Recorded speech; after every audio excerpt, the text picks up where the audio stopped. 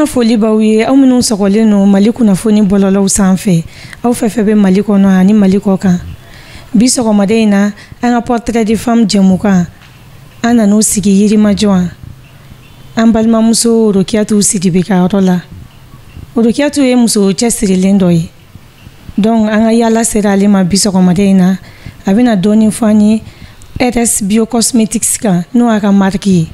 ne tɔgɔ Rokiatu Sidibe né de RS Bio Cosmetics marque fondatrice yani nga se nin baara ma ne y'a daminɛ ni gestionnaire de en informatique donc n to la ka taa kalan wɛrɛ kɛ walasa ka se ka diplôme sɔrɔ fɛnɛ ka kɛ hôtesse de l'air ye donc n ye san 10 nin kɔ kɛ o fɛnɛ baara la n ye dɔ fɛnɛ kɛ merchandising la n'o ye marketing branche ye n ye caman kalan o la ka responsabilité o sɔrɔ innovation cadre kɔnɔna na donc n ye to de la ka formation fɛnɛ kɛ en cosmétique donc fɛn fɛn ye savonnerie ye soins pour la peau aromathérapie fabrication de bougies fɛn caman caman bɛ n y'olu fɛnɛ formation kɛ ka se pour que ka se ka formulation cosmétique kɛ ni ka se ka RS Bio Cosmetics marque ka se k'a lasigi Mali kɔnɔna na yan donc sisan RS Bio Cosmetics an b'o o produit de dilan n'o ye produit ye min ka ɲi farikolo ma kunsigi sɔni c'est-à-dire de la tête aux pieds fɛn fɛn de bɛ yen n'a bɛ mɔgɔ saniya n'a bɛ mɔgɔ farikolo cɛ ɲa ka kunsigiw cɛ ɲa ka kunsigiw bɔ ko ɲuman ka yɔrɔw kasa diya donc an b'o produit de dilan. Rokia i yɛrɛ y'a fɔ cogo min na i ye kalan kɛ i ko hôtesse de l'air ye mais sisan i nana nin marque in bɔ hakilina ta i bɛ se k'a fɔ a nana cogo min ya donc a hakilina tun bɛ n na a mɛnna mais comme n tun bɛ baara min na bon o de tun ye priorité a waati la donc n ye to o baara in de la ka commencer ka formation kɛ parce que ala ye n kunna diya n ka baara kɔnɔna na n ye yɔrɔ caman taama n ye dugu caman taama n ye fɛn caman faamuya bon donc ne yɛrɛ tun bɛ produit caman rapporter parce que j'ai voyagé partout à travers le monde donc ne yɛrɛ tun bɛ na ni wali produit ye n b'a utiliser donc a dɔw bɛ ɲɛ i la a dɔw tɛ ɲɛ i la c'est pas ça le problème mais en même temps bon ala nana kɛ ne yɛrɛ ye n bolo se a bɛ fɔ minnu ma min ma ko dépigmentation donc dépigmentation ne yɛrɛ tun sen b'a la wa n tun bɛ n kunsigi fɛnɛ faga bon puisque ne ye mɔgɔ ye curiosité n ka curiosité ka bon donc n bɛ fɛnw ɲɛɲini n nana dɔn o de sen fɛ k'a fɔ ko dépigmentation k'a bɛ se ka bana caman lase mɔgɔw ma ani kɔlɔlɔ caman hali kunsigi yɛrɛ défrisage étude dɔ y'a yira États-Unis k'a fɔ ko mɔgɔ n'i b'i kunsigi défriser ayiwa a ka teli bana caman bɛ yen o ka yɛlɛ i sɔrɔ i n'a fɔ fibrome ni kyste ni fɛn minnu bɛ muso sɔrɔ a caman bɛ sɔrɔ défrisage fɛ donc ne kɛlen ko information bɛɛ sɔrɔ sa ne y'a décidé ko nin fɛn ninnu il faut que ne yɛrɛ ka n sen bɔ a la mais i bɛ ni sen bɔ a la cogo di c'est pas évident donc ne ye n yɛrɛ rapproché dermatologue la ka essai kɛ yɔrɔ avec le poids de la société c'est pas évident donc à 2 reprises ne yɛrɛ y'a essayé k'a bila a ma se k'a ɲɛ donc mɔgɔw bɛ wuli kama i fina i kɛra ten mun bɔnɛ binni kan donc le poids de la société o b'a kɛ mɔgɔ caman bɛ ban ka bɔ a la donc ne de nana n sigi k'a miiri n ko pourtant il faut que n ka bɔ nin fɛn in na donc n y'a essayé k'a ɲini sur place ni mɔgɔ bɛ yen minnu bɛ se k'an dɛmɛ k'an accompagner a la o ma sɔrɔ et puisque moi-même je voyageais beaucoup je me suis dit ne yɛrɛ bɛ n'a ɲɛɲini donc n ye n to de la k'a inscrit ka formation kɛ sur les cosmétiques pour pouvoir voir farikolo yɛrɛ ye fɛn jumɛn ye a bɛ fonctionner cogoya jumɛn na wala fɛn n bɛ se ka fɛɛrɛ minnu sɔrɔ pour que ka se k'an yɛrɛ dɛmɛ wa o sen fɛ ka mɔgɔ caman dɛmɛ donc o de nana n'a idée ye donc ne y'a formation kɛ ka commencer k'an ka pratiquew daminɛ il y a à peu près 4 ans de cela donc sisan n kɛlen ka a ko sigi sen kan dɔɔni waati dɔ sera n y'a faamuya n ko maintenant c'est le bon moment donc n ye essai kɛ n yɛrɛ la n ye tulumun jɔ ka n kunsigiw bɛɛ tigɛ donc ka commencer ka essai kɛ n yɛrɛ la fo o nana kɛ succès ye et j'ai commencé beaucoup cosmétique fabrication fɛnɛ daminɛ ka taa n'a ye laboratoire national de santé là ou ka taa test ni fɛnw k'a la tout a été concluant donc en ce moment j'ai lancé la marque donc o waati de la sa baara nana daminɛ voilà. Rokia e ka produit a sɛbɛnnen b'u bɛɛ kan ne yɛrɛ y'a ye fana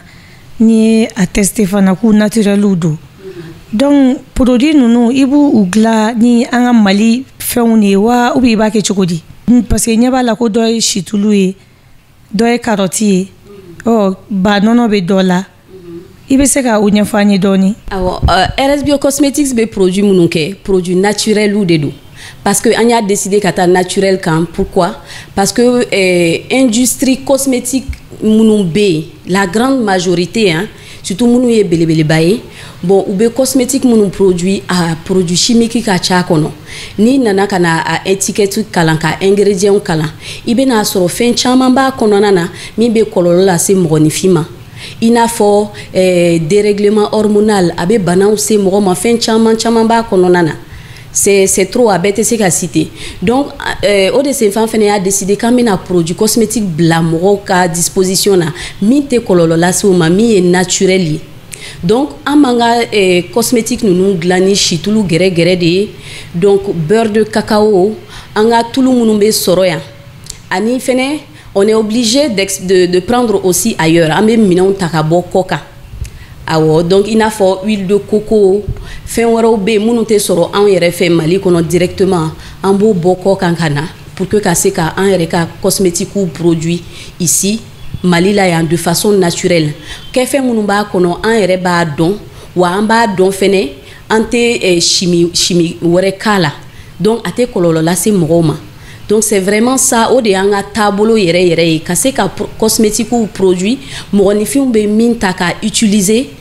u hakili sigilen u b'a dɔn k'a fɔ k'a tɛna kɔlɔlɔ lase u ma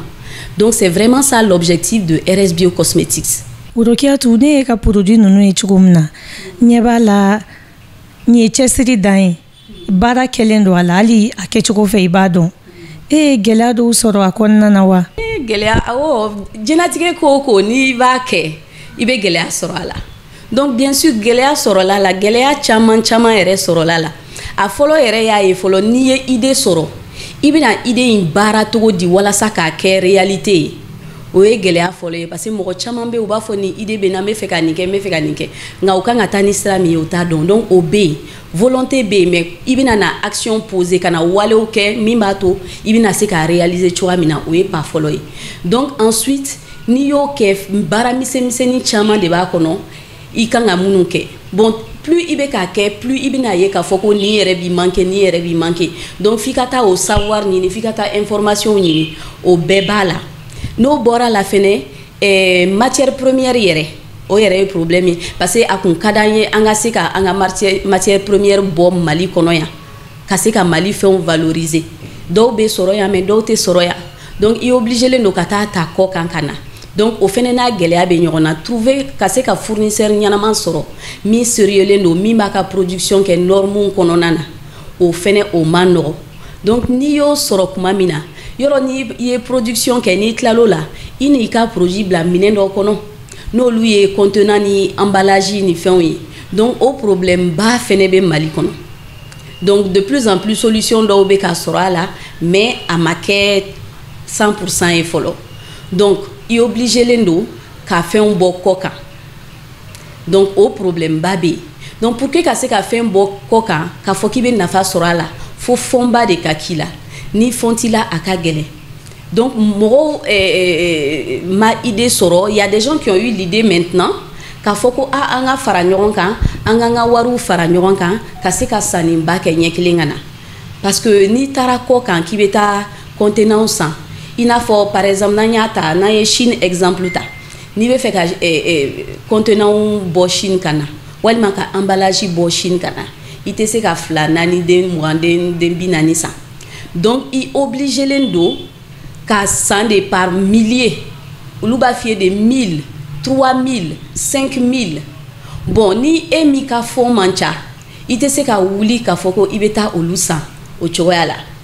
donc ce qui fait que c'est difficile d'avoir des contenants donc au yɔrɔ fɛnɛ bɛ yen o gɛlɛya yɔrɔ fɛnɛ bɛ yen donc ainsi que beaucoup de choses fɛn caman bɛ yen gɛlɛya b'a bɛɛ la une fois que n'i ye production fɛnɛ kɛ comment faire connaître tes produits mɔgɔ bɛ na i ka produits lakodɔn cogoya jumɛn donc o communication yɔrɔ bɛ yen Et il y a aussi un problème qui est là, problème d'obé, nous est complexi, forme de complexi soudoé, ni ya fo Mali ko ika produit bora Mali là. Bon, mo demandi à la kosebe. Maintenant fora ka bora Chine ou bien à bora Thaïlande ou bien à bora France, mo be giraka. Mais ni koko made in Mali do, mo munu be giraka amancha. Voilà, donc au yoroni be. Mais c'est à nous-mêmes en yere de kanga au barake. Car donc à foko vraiment en kanga barake de façon professionnelle namba sendo bara o barala anga nyenyini ka don ni bara nyenyini ka don ni do ni sendo a barala ika keka nye de telle sorte que al ni moro ya ye ou ka donc à foko vraiment a mbena produit nyuma. Donc au yoro fenebe donc il va falloir que malien kase ka ou yere ka barake le valoriser parce que no make ni kumambe nambe fe un boko kankana nambe fɛnw bɔ kɔ kan ka na a bɛ dugu gɛlɛya de tɔ sinsin ka taa fɛ alors que n'an yɛrɛ bɛ se ka fɛnw bayɛlɛma an fɛ yan ka valeur ajoutée d'a kan o b'a to économie Mali économie yɛrɛ bɛ bɔ ɲɔgɔn na mɔgɔw bɛ baara sɔrɔ sur place a bɛ fɛn caman a bɛ gɛlɛya caman réduit an yɛrɛ ka Mali la yan. Ok, i bɔra k'i ka gɛlɛyaw fɔ sisan a ma nɔgɔ sisan ne ɲɛ b'a la fana produit ninnu aw bɛ production na tuma bɛɛ donc o kɔrɔ ye a bɛ ka taa a bɛ ka marcher. Il veut que il nɔgɔya min fana sɔrɔ a la k'o fɔ ani. Oui, an bɛ production kan alhamdulillah an bɛ production kan pourquoi parce que an ka politique ye an tɛ fɛnw fɛnɛ dilan ka caya k'a dama tɛmɛ an tɛ fɛnw dilan ka caya ka dama tɛmɛ parce que o de ka teli fɛnɛ kana ni surtout cosmétique kɔnɔna na n'i y'a décidé ka fɛnw dilan ka caya i bɛ don domaine industriel kɔnɔ a bɛ bɔ artisanat kɔnɔna na. Donc ni bora au cadre konana, il est obligé ka faire caman wɛrɛ ta ka bila i ka produit kono pour que ka se ka conserver. Donc en la production kacha parce que on a décidé de faire des petites quantités pour que n'olu bora an bɛ dɔ wɛrɛ kɛ n'olu bora an bɛ dɔ wɛrɛ kɛ.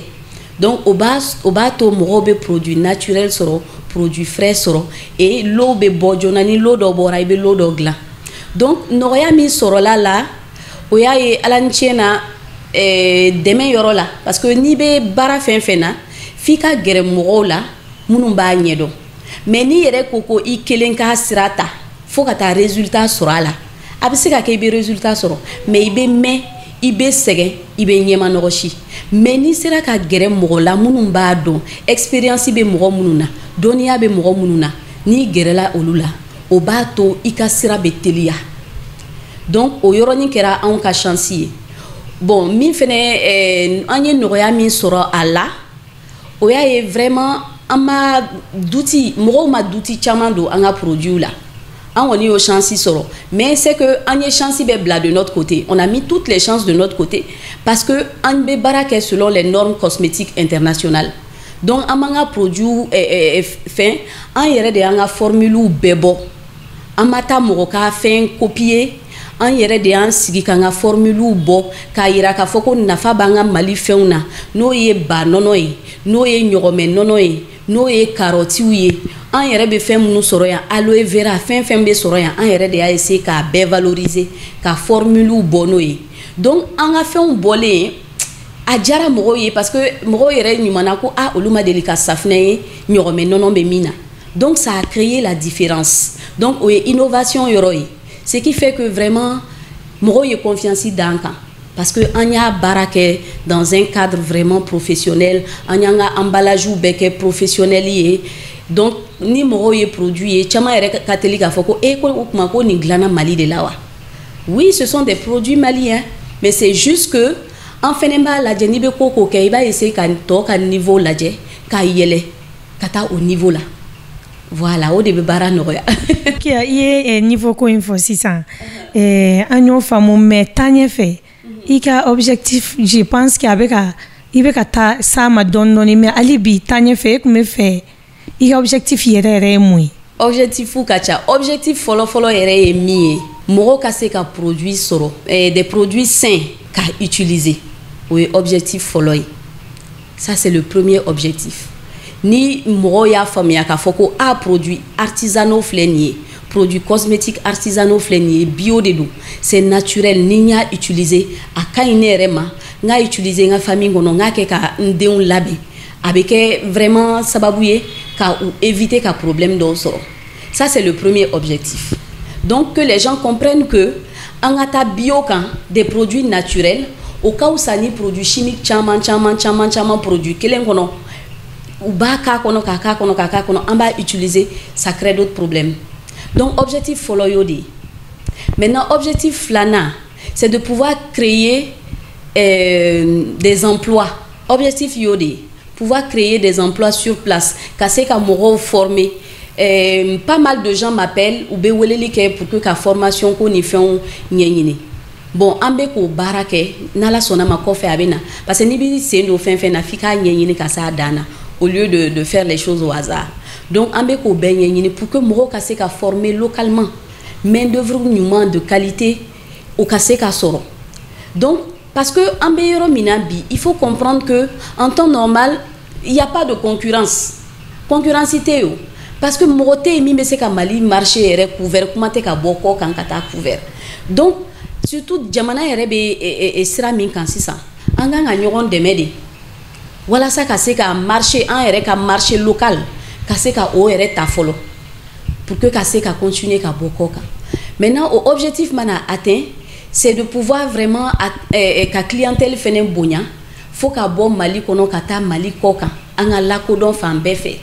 Donc plus amène à l'acodon, plus ça va créer des emplois et plus en Mali, on a fait on devait valoriser kata fait. Donc à imaginer si ça n'a pas marché chaman sur Mali la ani Mali kokan et qu'on continue à produire, chitulu devait na bo, fin chaman devait Mali kono olu devait na bo. Donc vraiment abena secteur chaman touché quoi. Donc munu yerebe seneke o munu yerebe chitulu produit o, c'est-à-dire toute la chaîne faut kata c'est un cosmétique glanauma, tout le monde va avoir sa part. Donc ça va faire bouger l'économie à cause ça jamana économie ma. Donc objectif ou dama mais il y en a beaucoup. Donc en fait on a boutique on a le temple d'orchidée.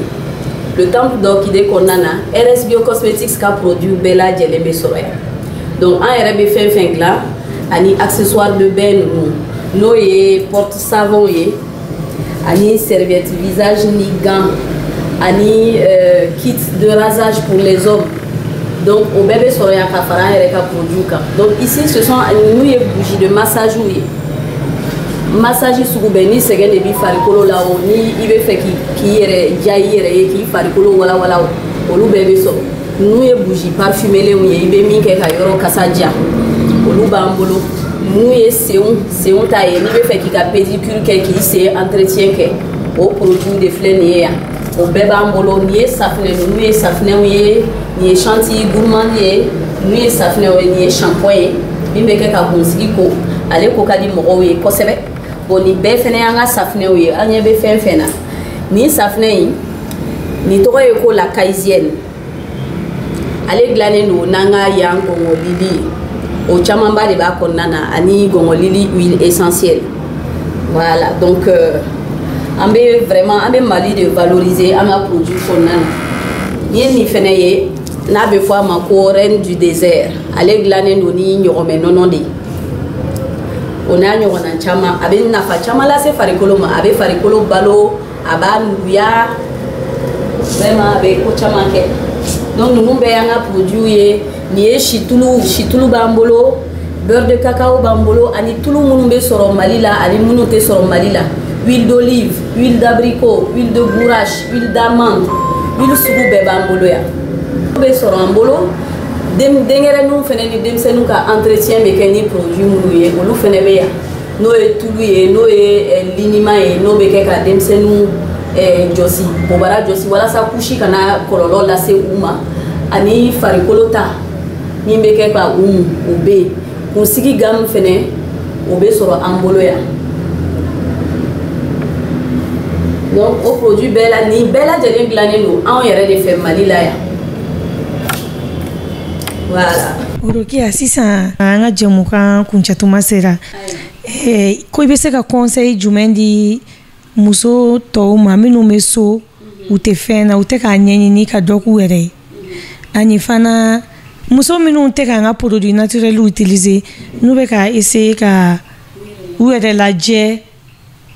n'i bɛ se ka conseil min d'olu fana ma. Sisan question kɛra fila ye.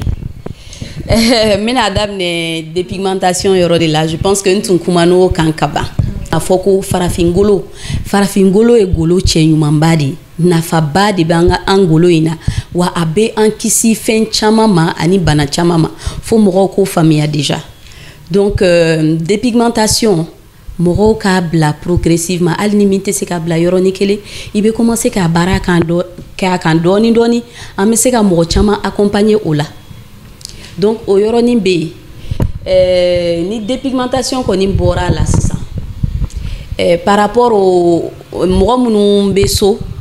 ni olu tɛ dɔ kɛ walima u tɛ dɔ la i b'a dɔn jɛnatigɛ fɛn bɛɛ ye objectif ye parce que muso dɔw bɛ yen a ka d'olu ye dɔrɔn u ka kɛ femme au foyer. Donc ni o de ye a tigi ka objectif ye yɔrɔ i tɛna se k'a tigi bɔ a ka sira kan mais minnu sigilen don so n'u bɛ fɛ ka dɔ kɛ ne kɔni bɛ se ka conseil min f'u ye u k'a daminɛ. Il faut déjà commencer u b'a daminɛ parce que n'i ye dɔw ɲininka u b'a fɔ ko n bɛ fɛ ka fɛn kɛ mais fɛn tɛ n bolo u b'u sigi ka business plan rédiger ka fɛnw kɛ business plan o bɛ taa jɔ fo 2 millions 3 millions u b'a fɔ k'olu b'o financement de ɲini fɔlɔ ka sɔrɔ ka fɛn dɔ daminɛ o tɛ i b'a daminɛ dɔɔni dɔɔni fɛn bɛɛ jɛnatigɛ fɛn bɛɛ ye dɔɔni dɔɔni de donc i b'a daminɛ n'a sɔrɔ par exemple ni cosmétique de ka d'e ye e bɛ fɛ ka cosmétique dilan e tɛ ɲɛ dɔn a la fɔlɔ i bɛ se ka commencer en étant revendeuse i bɛ taa par exemple cosmétique dilanna dɔ ɲini min ka produit ka ɲi n'a ka di e yɛrɛ ye i bɛ se k'a fɔ ah vraiment ne bɛ se ka kɛ i ka commercial ye n bɛ feere kɛ i bɛ n ka marché di n ma par exemple ça c'est un exemple aw b'a daminɛ ten dɔɔni dɔɔni n'i gɛrɛla a tigi la i b'a fɔ ah vraiment ne bɛ fɛ ka n former donc aw bɛ taa a tigi n'a tigi sɔnna k'i former walima n'i sera k'i ka formation kɛ fan wɛrɛ fɛ i b'i ka formation kɛ et progressivement i b'a daminɛ dɔw bɛ yen u y'u ka cosmétique daminɛ ni 4,000 donc quand on a la volonté ni volonté kɔni b'i la i kana sigi dɔrɔn e kɔni ka wuli ka opportunité ɲini wa min fɛnɛ problème ye min ye mɔgɔw bɛ fɛ ka fɛn bɛɛ sɔrɔ sisan de c'est pas possible ni yɛrɛ ye fɛn bɛɛ sɔrɔ sisan i kan ka siran fɛn bɛɛ ye dɔɔni de ye fo mɔgɔw ka sɔn o de ma fo mɔgɔw ka sɛgɛn in de kun u yɛrɛ la mais ni yɛrɛ bɛ ka fɛn kɛ min ka di ye i t'a sɛgɛn ye a bɛ kɛ passion de ye a bɛ kɛ plaisir dɔ de ye i la donc i t'a a sɛgɛn senti i farikolo la bon i bɛ taa o cogoya de la dɔɔni i b'i ka ko bɛrɛ bɛn i yɛrɛ ma k'i ɲɛ bɔ mɔgɔw la parce que c'est le problème de notre société an ka société problème y'o de ye nin bɛ karisa bolo ne fɛnɛ b'a ɲɔgɔn fɛ nin bɛ karisa bolo ne fɛnɛ b'a ɲɔgɔn fɛ e ta o ta kɔɲɔ la e ko k'e ka fini kura de don i kan na ayi ne yera ni nin fini ye ne tɛ fɛ ka nin fini don tuguni donc o complexe n'o o fɛn minnu bɛ mɔgɔw la o de bila kuma sera n'an bɛ fɛ Mali ka bɔ nɔgɔ la n'an bɛ fɛ ka an yɛrɛ bɔ nɔgɔ la mɔgɔw kan k'o comportement ninnu de bila k'u ɲɛsin sɛbɛ ma ka apparence ko ninnu k'olu dabila ka baara kɛ ni sɛbɛ ye k'u gɛrɛ mɔgɔ la expérience bɛ mɔgɔ minnu na Mali la yan mɔgɔ bɛ expérience b'u la kabako de don mais mɔgɔ si tɛ gɛrɛ u la ka conseil ɲini u fɛ an bɛ taa dɔrɔn ka taa réseaux sociaux de kan ka taa fɛnw lajɛ yɔrɔw ɲɛfɛ k'a fɔ ko an b'an baser o kan alors que ces choses là mirage de don bon n t'o fɔ cogo dɔn bamanankan na mais mirage de don c'est pas du vrai dans 99,99% des cas tiɲɛ tɛ donc dɔnniya bɛ mɔgɔ minnu na an ka commencer ka gɛrɛ olu la an ka fɔlɔ mɔgɔ tun b'o de kɛ o denmisɛnninw de tun bɛ gɛrɛ mɔgɔkɔrɔbaw la ka kow ɲɛɲini mɔgɔkɔrɔbaw bolo ka se k'a ɲɛdɔn parce que dans la vie on n'est pas obligé k'a fɔ ko f'e ka fɛn bɛɛ de expérimenter i yɛrɛ i bɛ se k'a puiser tɔw ka expérience la pour que ka se ka avancer joona donc fo mɔgɔw k'o de faamuya an k'an tilen an k'an ɲɛsin baara ma an ka kɛ maa ladiri ye o de b'a to vraiment kow bɛ taa ɲɛ mɔgɔw bɛ danaya d'an kan an bɛ se ka fɛn construit min bɛ si sɔrɔ ka taa ka mɛn n'o tɛ n'i kɛra mɔgɔ ye n'i tɛ mɔgɔ ladiri ye i mana se baara la togo togo i bolo fɛn ka ɲi togo togo ne de ye nanbaratɔ ye i ka business bɛ dan sira la mais n'i kɛra mɔgɔ ɲɛnama ye mɔgɔ ladiri ye mɔgɔ professionnel ye mɔgɔ min bɛ vraiment danaya dalen don i kan hali n'i tɛ sɔrɔba kɛ a bɛ kɛ sɔrɔ kuntagalajan ye voilà. I bɛ se k'i ka kuma laban fɔ. Ayiwa ne ka kuma laban bɛ kɛ foli de ye vraiment n b'aw yɛrɛ fo n'o ye Mali kunnafoni TV mɔgɔw ye n b'aw fo k'o lajɛbagaw bɛɛ lajɛlen fo ka maliyɛnw bɛɛ lajɛlen fo ka Afrique bɛɛ lajɛlen fo vraiment aw nana bɔ n ye a diyara n ye kosɛbɛ Ala k'aw bolo mɛn aw ka baara la.